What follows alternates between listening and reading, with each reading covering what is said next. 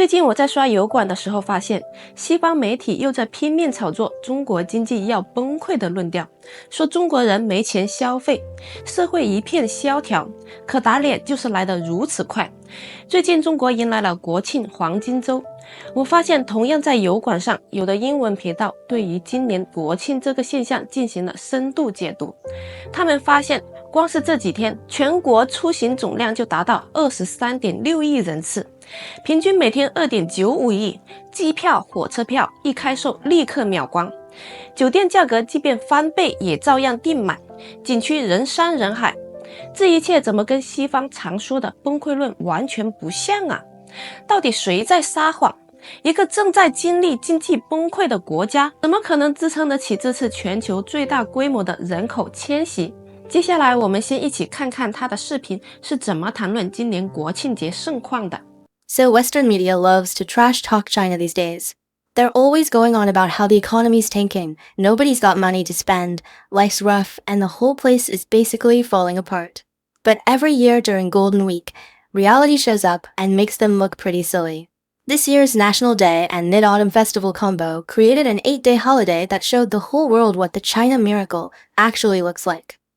根据我们的分析和预测，这8天的假期，我们跨区域的全社会人员流动量将达到 23.6 亿人次，平均每天大概 2.95 亿人次，比我们去年的假期日均的出行要增长 3.2% 左右。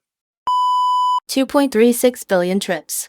That's the projected number of people moving across regions, averaging 295 million per day, up 3.2% from last year.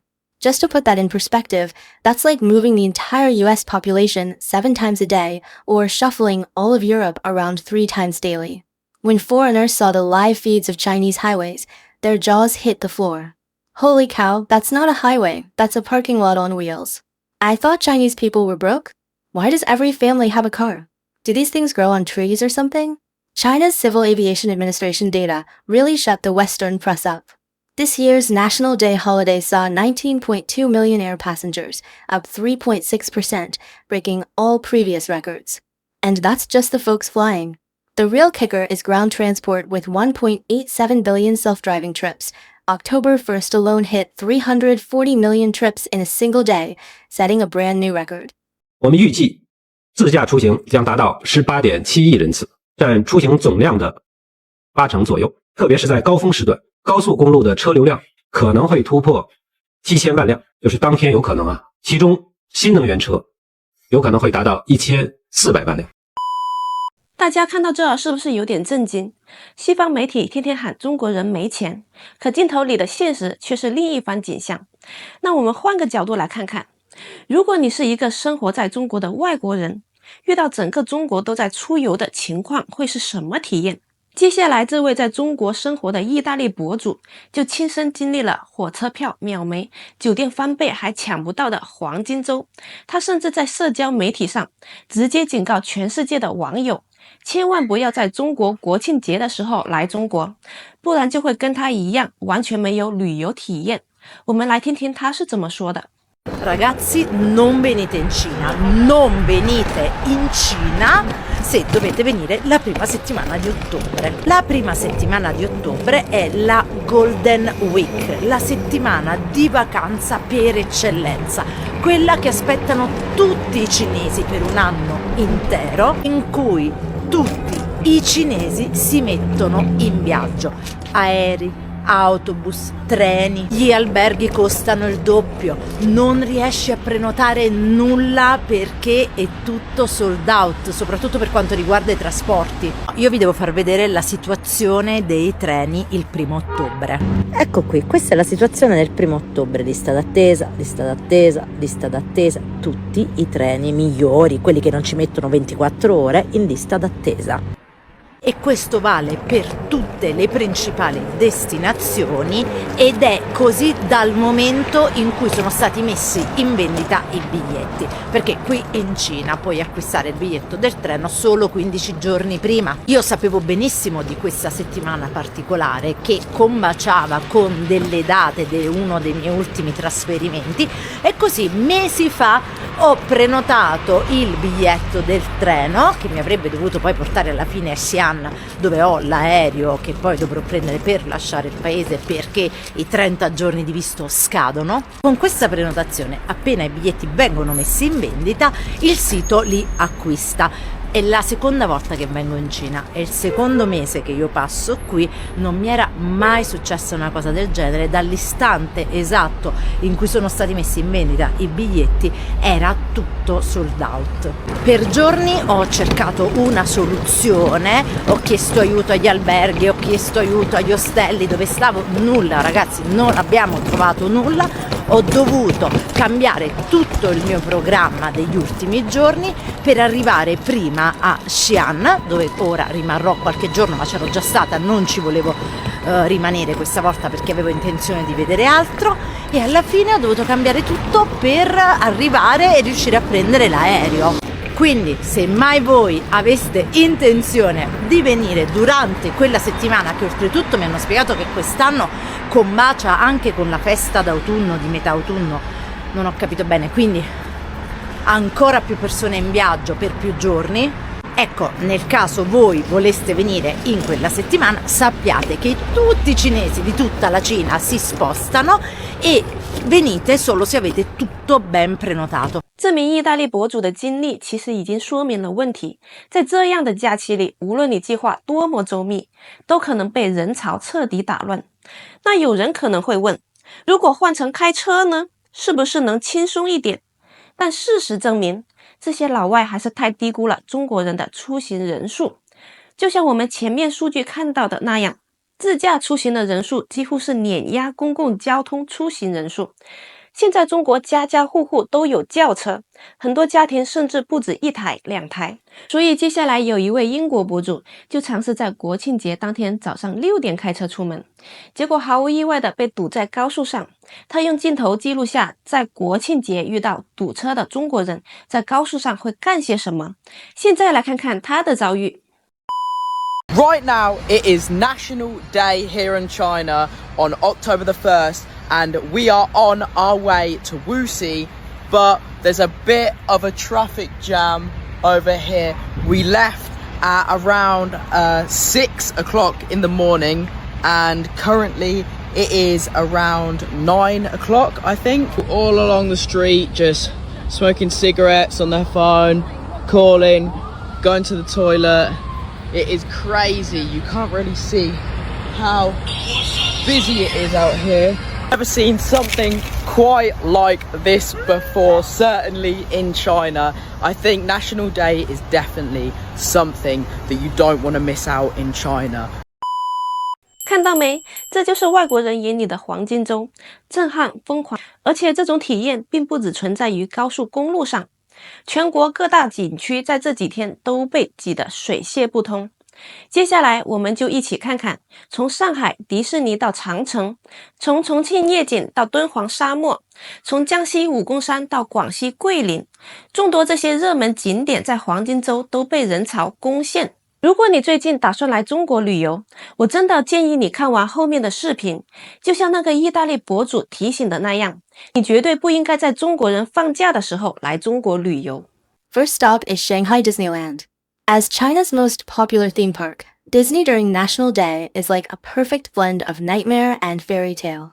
On the first day of Golden Week this year, Disney hit 80,000 visitors, and hotel prices around the park instantly doubled. Rooms that normally go for 500 yuan shot up to 1,500 and were still impossible to book. Western media says Chinese people are broke? Then who are all these folks dropping over 10,000 yuan to bring their families to Disney for vacation? Inside the park, every ride is an epic test of patience. Queue times start at 1 hour minimum, and the popular Tron Light Cycle attraction makes you wait over 2 hours for a ride that lasts 5 minutes.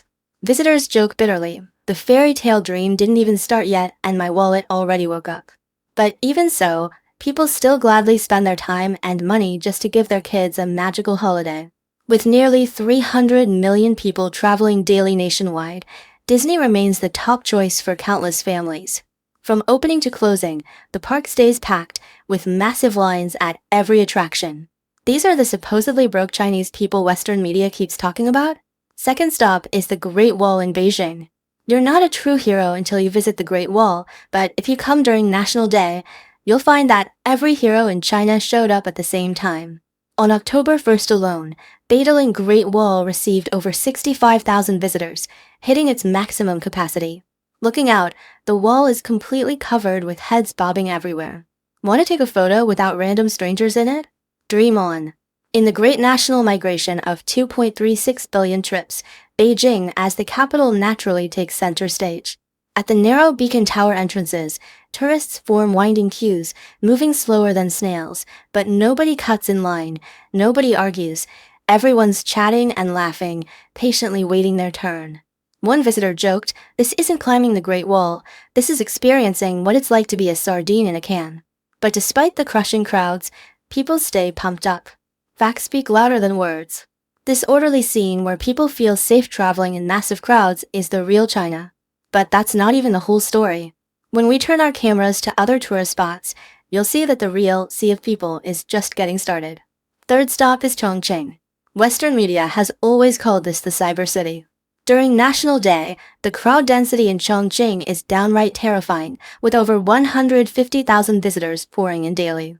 From Qianzimen Bridge to Hongdong, people are shoulder to shoulder, barely able to move.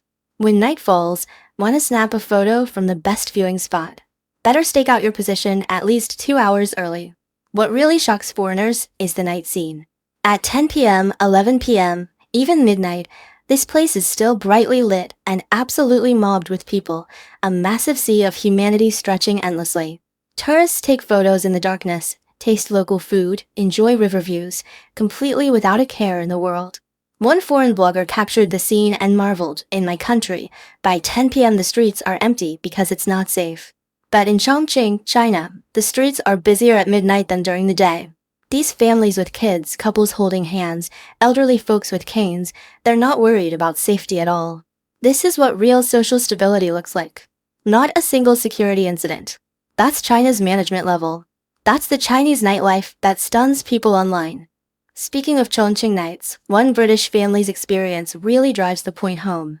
They came to this mega city of 32 million during National Day, and everyone warned them, "Don't go out during National Day, it'll be a sea of people." But this brave British family came anyway. They said they might be crazy, but as professional travel bloggers, they wanted to witness this Chinese phenomenon with their own eyes. Let's see what they found in Chongqing. They warned us to stay in on Chinese National Day. They told us that there'd be a people mountain, people sea, and they weren't wrong. We're in Chongqing. 32 million people live here. So we are here. Are we idiots? Probably. We're crazy, but we're also professionals.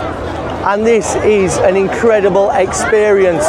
There is so many people out here, but it is insane. The views, the people, you just got to take it in. This may only happen once for us, and we're here experiencing it. We've took the chance, but yes, there is a lot of people. Yes, this is the busiest city in China. The most people live here, but we had to come and see that. Just check that out. Wow. We made it. Yes. Sea of people, this Chinese idiom got its perfect interpretation in Chongqing during National Day. This British family was blown away by what they saw. Late night Chongqing, still surging with crowds, the night scenery absolutely stunning. This might be a once-in-a-lifetime experience for them. Their choice proves one thing: the real China is way more exciting and way safer than Western media describes. Now let's keep watching how completely insane other popular spots got during China's National Day. Fourth stop is Wugong Mountain in Jiangxi. This outdoor enthusiast's paradise completely collapsed during National Day. Cable car lines start at 3 hours minimum. The hiking trails are completely packed with people. From far away, it looks like refugees fleeing. Up close, it looks like beggars. But look carefully, and you realize it's just a bunch of well-fed hikers with nothing better to do. The Golden Summit Meadow at the peak, normally a prime spot for shooting sea of clouds at sunrise, has now turned into a tent pitching competition venue, with tents packed densely across the entire mountaintop, colorful like an ocean of canvas. Of the 1.87 billion self-driving trips nationwide, a huge chunk consists of family trips and outdoor adventures, so internet-famous outdoor spots like Wugong Mountain naturally became disaster zones. One hiker sighed, climbed for 3 hours only to find the summit more crowded than the base. But within this crush, Chinese tourist quality shines through everywhere. People yield to each other, actively give way on narrow mountain paths, no arguments, no conflicts. At the summit, tourists set up tents, cook noodles and make tea, share food, everyone having a great time. Fifth stop is Dunhuang in Gansu. Northwestern China's popularity absolutely exploded this national day. Mogao Cave's admission tickets were impossible to get, with the daily 6,000 tickets selling out instantly and scalper prices tripling. Meanwhile, Ningxiao Mountain and Crescent Lake scenic area staged something magical. If you knew better, you'd know people were tourists, but if you didn't, you'd think they were attacking the Huns. The camel caravans in the desert literally recreated the glory of the Silk Road, with endless camel trains winding across the dunes, stretching from the base of the Sand Mountain all the way to the horizon, a spectacle that leaves you speechless. Most hilariously, to manage the flood of tourists, the scenic area management actually set up traffic lights in the desert. On the dunes, tourists queue up waiting to ride camels, lines stretching hundreds of meters. Around Crescent Lake it's even more packed, and getting that standard tourist photo takes at least half an hour of waiting. One German tourist captured the scene and gasped, "In Europe, it's hard to organize crowds this large without total chaos. But here in Dunhuang's desert in China, tens of thousands of people stay perfectly orderly. This management capability is terrifying." Sixth stop is Guilin in Guangxi. Guilin's scenery is the best under heaven, but during National Day, Guilin's river surface became bamboo raft traffic jams the best under heaven.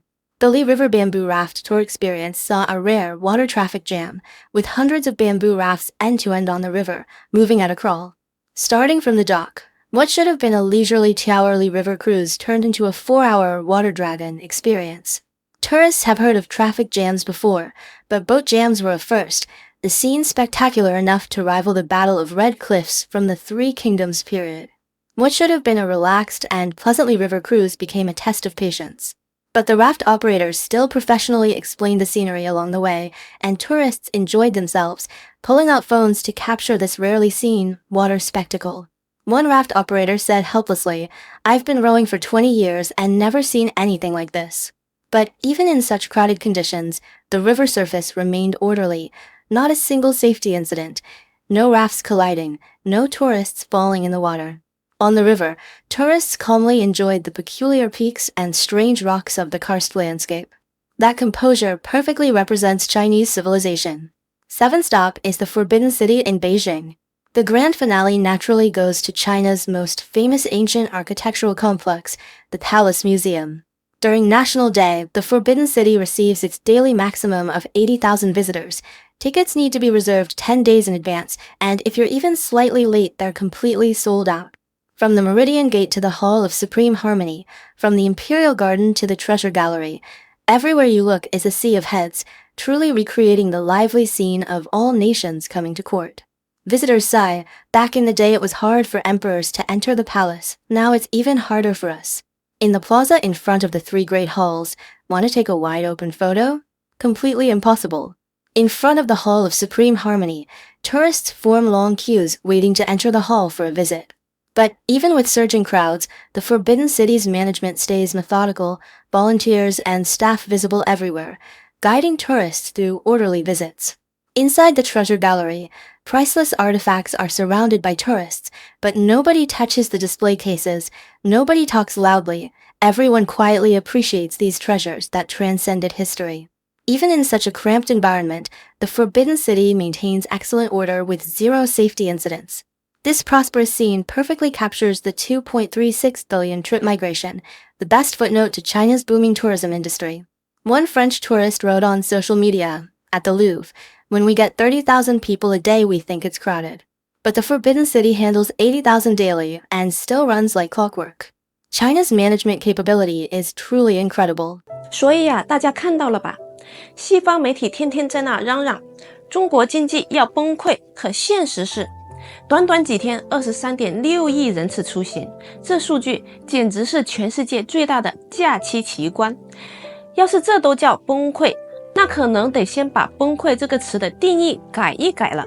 你再想想看，假期8天，光是坐飞机的就有1920万人，火车票1秒钟抢光，故宫每天8万人爆满，上海迪士尼更是人挤人。这些被说成没钱的中国家庭，其实过得相当滋润，带孩子出来玩，带老人旅行，花钱享受生活。西方媒体可能会说，这不就是混乱吗？但我看到的不是混乱，而是一个国家的人能安心带孩子半夜在街上游玩，一个管理体系能让上亿人同时出动，却秩序井然，一个个普通家庭敢于花钱去度假，因为他们对未来有信心。这些现象恰恰说明了中国人的生活在升级，消费在升级，中国经济没有崩溃，它正在不断进化。而今年的国庆黄金周就是全世界最直观的现场展示。